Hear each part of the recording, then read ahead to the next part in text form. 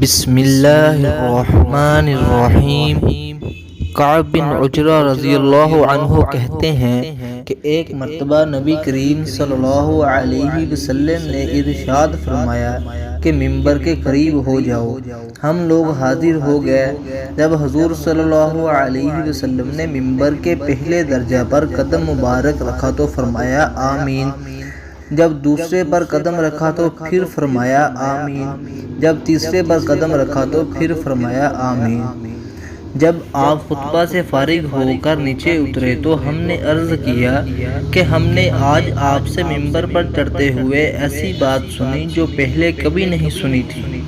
آپ نے ارشاد فرمایا کہ اس وقت جبرائیل علیہ السلام میرے سامنے آئے تھے۔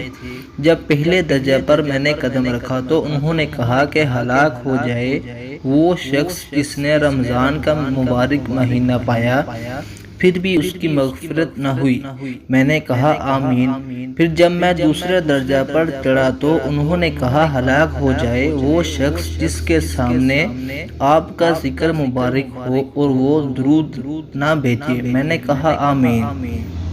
جب میں تیسرے درجہ پر چڑھا تو انہوں نے کہا ہلاک ہو وہ شخص جس کے سامنے اس کے والدین یا ان میں سے کوئی ایک بڑھاپے کو پاوے اور وہ اس کو جنت میں داخل نہ کرائیں۔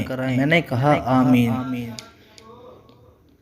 اس حدیث میں جبرائیل علیہ السلام نے 3 بددعائیں دی ہیں اور حضور اقدس صلی اللہ تعالی علیہ وآلہ وسلم نے ان تینوں پر آمین فرمائی۔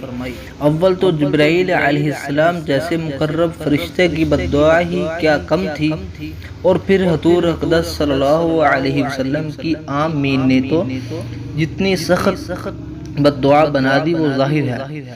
اللہ ہی اپنے فضل سے ہم لوگوں کو ان تینوں چیزوں سے بچنے کی توفیق عطا فرماوے اور ان برائیوں سے محفوظ رکھیں، ورنہ ہلاکت میں کیا تردد ہے۔